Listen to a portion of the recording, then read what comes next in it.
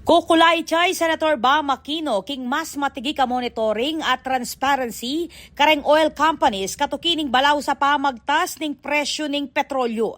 Kapag nasana niti nga sigurado na direktang araramdaman ning publiko ing benepisyo ning pinasang Senate Bill 1982 ang maglayong suspendyan niya ing excise tax king laro agpangkang Aquino maulagang apat upad dyan tambing in panukala bang mibabay presyo ning diesel at gasolina kareng gasolinahan agpangkaya maragulyang sao piti mo kareng motorista nunya pati kareng presyo ning panyalwan na direktang apektado ning fuel cost. Against the excise tax nung una itong pinasok sa Senado in my first term because of the train law. At itong pag-suspend nito, we're hoping na magamit ito ng Presidente para makatulong sa mga motorista natin. Mahalaga rin na mabantayan natin yung mga oil companies. Yes. Kasi kahit tanggalin yung excise tax, kailangan masiguro natin na magre-reflect ito sa mga presyo sa gasolinahan. Prioridad namo naman ng senador ng sektor ng transportasyon, ating micro, small and medium enterprises o MSMEs, abubu king maragula parti ng employment king bansa. Kailangan po ng tulong sa ating transport workers, kailangan po ng tulong sa mga maliliit na negosyo dahil karamihan po ng Pilipino dito po nagtatrabaho. Huwag natin payagang magsara yung mga micro, small and medium enterprise natin sa dinami-daming ayuda na ating pong napondohan for 2026. Ngayon po yung panahon na i-ready na po yan, handa na po yan para masigurado natin na walang negosyong magsasara.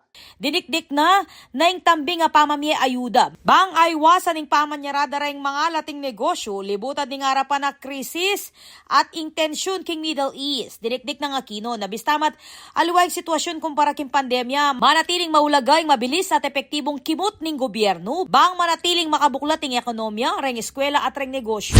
No? Iba po ito sa pandemya, no? Iba po yung nangyayari ngayon sa nangyari noon sa pandemya, pero yung mahalaga, panatiliin po natin bukas ang mga negosyo, bukas ang mga eskwelahan, at handa, responsive and effective ang gobyerno pagdating sa tulong na hinahanap ng taong bayan. Lalam ning panukala, malyari na yung suspendyan o bawasan ning presidenteng excise tax, ustong minabot o linang pa siya king $80 kada bariles, ing average a presyo ning Dubai crude oil kilub ning meto nga bulan. Makanyan man, sinigurado ng Aquino na gamitan ning Senado yung oversight powers na niti, bang bante ning oil companies, bang asigurado yung pamagbaba ng tax at tunay mag-reflect king pump prices.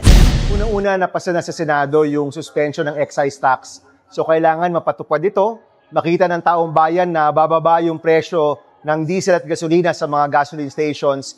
Tulong po ito no, sa mga motorista, tulong po ito sa napakaraming Pilipino dahil alam mo natin, habang tumataas ang presyo ng diesel at gasolina, posible pong tataas din yung presyo ng bilihin. Kaya itong suspension ng excise tax, mahalaga po talaga na mapatupad na. Ako po, Patricia Mamangon para king News Force Pampanga. Balitang tutuking balen, susuyo.